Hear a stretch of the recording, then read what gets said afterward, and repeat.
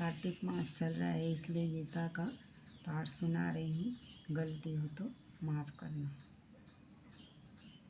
पहला अध्याय।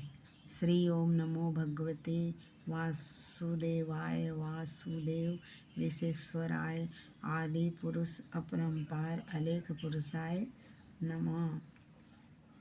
दोहा। जगत बंधु ज्योति स्वरूप जी की जानन हार, हरि यस मांगन आयो दास प्रभु के द्वार। श्री भगवान जी ने अर्जुन को जो गीता ज्ञान दिया सो मुझे मिले। हे भव भय भंजन श्री कृष्ण जी से किशोर दास मांगता है, हे प्रभु गीता ज्ञान के उच्चारण करने से तुम्हारे भक्त पूर्ण ब्रह्मा को पाते हैं। प्रभु मैं आपकी शरण में पड़ा हूँ। किशोर दास और कृष्णदास अति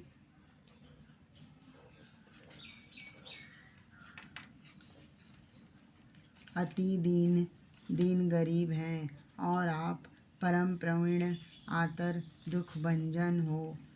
हे श्री कृष्ण भगवान तेरे संतों और भक्तों के हेतु मैं यह ज्ञान भाषा में कहता हूँ। राधे राधे। श्री गीता के ज्ञान की कथा प्रारंभ।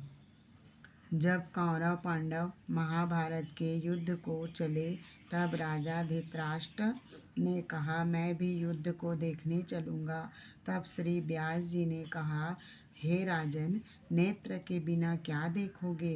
राजा धृतराष्ट्र ने कहा, देखूँगा नहीं तो श्रवण तो करूँगा।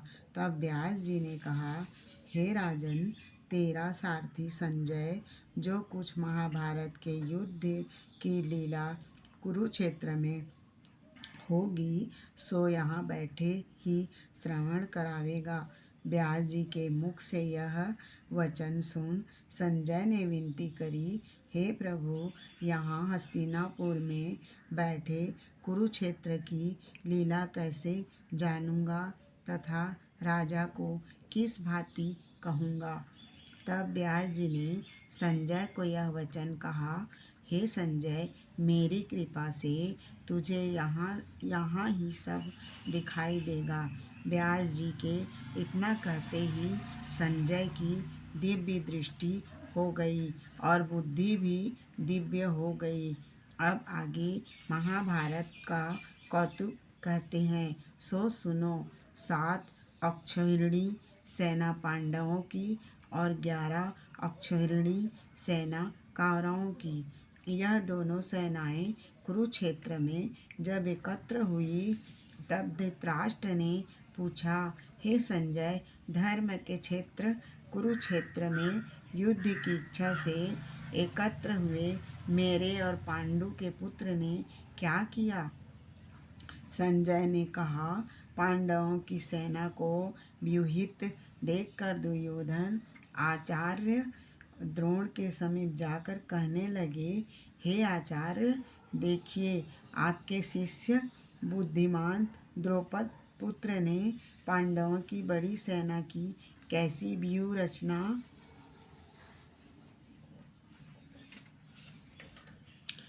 रचना की है।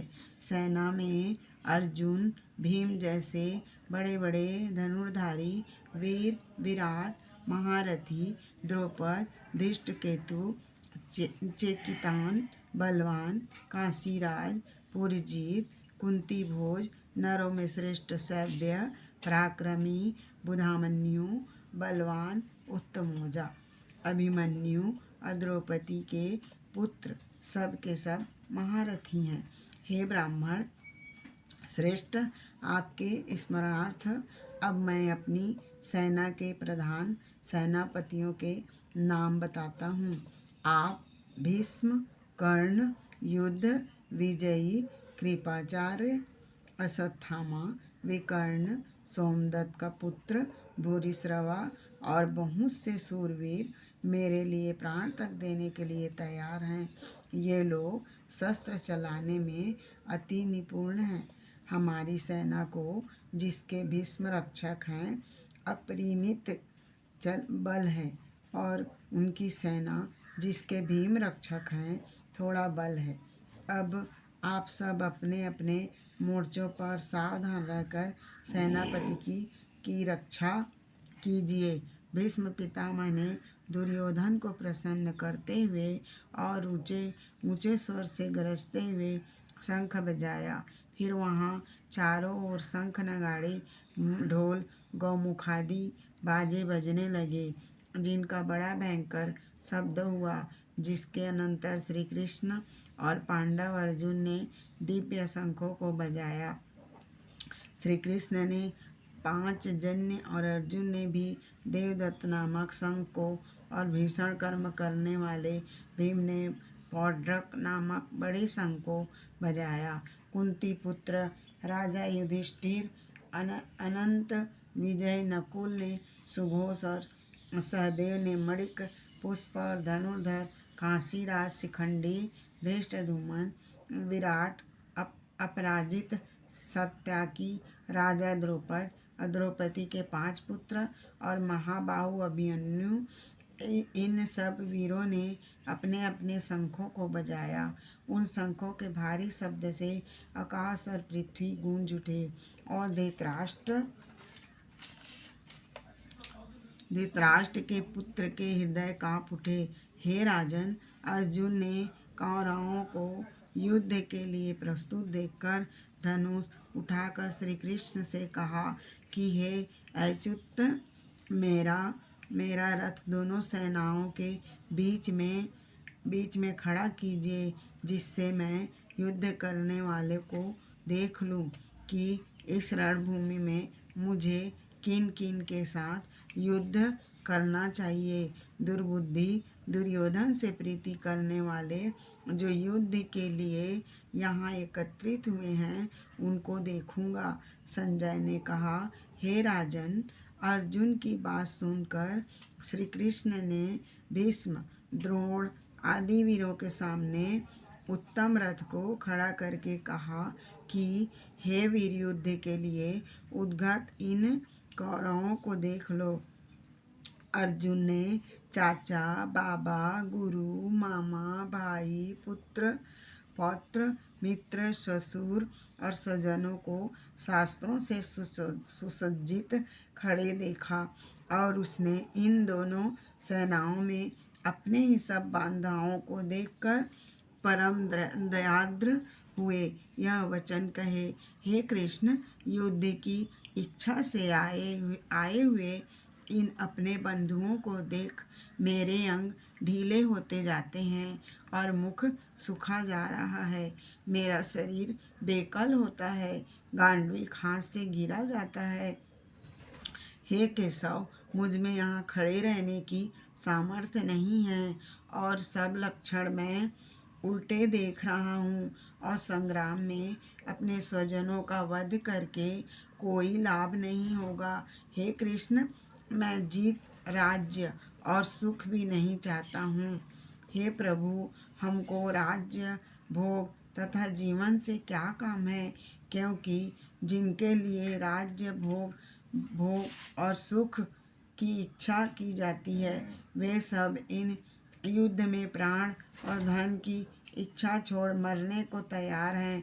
और आचार्य, पिता पुत्र, पितामह, माता ससुर, पुत्र साले और संबंधी, ये सब मुझे मारे तो भी हे मधुसूदन, मैं इन्हें मारने की इच्छा नहीं करूँगा।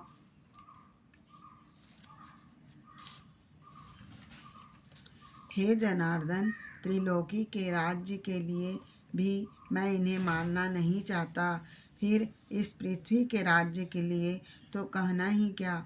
हे जनार्दन, धृतराष्ट्र के पुत्र को मारकर हमारा क्या भला होगा, इसलिए हमें अपने भाई धृतराष्ट्र के पुत्रों को मारना अनुचित है। हे माधव, स्वजनों को मारकर क्या हम सुखी हो सकते हैं? यह सब लोभ के वशीभूत हैं और कुल के नाश करने तथा मित्रद्रोह करने में पाप को नहीं देखते। कुल नाश के दोष को जानते हुए भी हमको इस पातक से क्यों नहीं दूर रहना चाहिए। कुल का नाश होने से कुल के प्राचीन धर्म नष्ट हो जाते हैं, फिर धर्म नाश होने से कुल में पाप बढ़ता है। हे कृष्ण, पाप से कुल की स्त्रियां व्यभिचारिणी होती हैं, जिससे वर्ण संकर संतान उत्पन्न होती हैं। वह वर्ण संकर जिन पुरुषों ने कुल को नष्ट किया है, उनको तथा उस कुल को नरक में पहुंचाते हैं, क्योंकि श्राद्ध तर्पण आदि बंद हो जाते हैं। वर्ण संकर बनाने वाले दोषों से कुल ध्वंसकों के जाति धर्म और कुल धर्म निरंतर नाश होते हैं।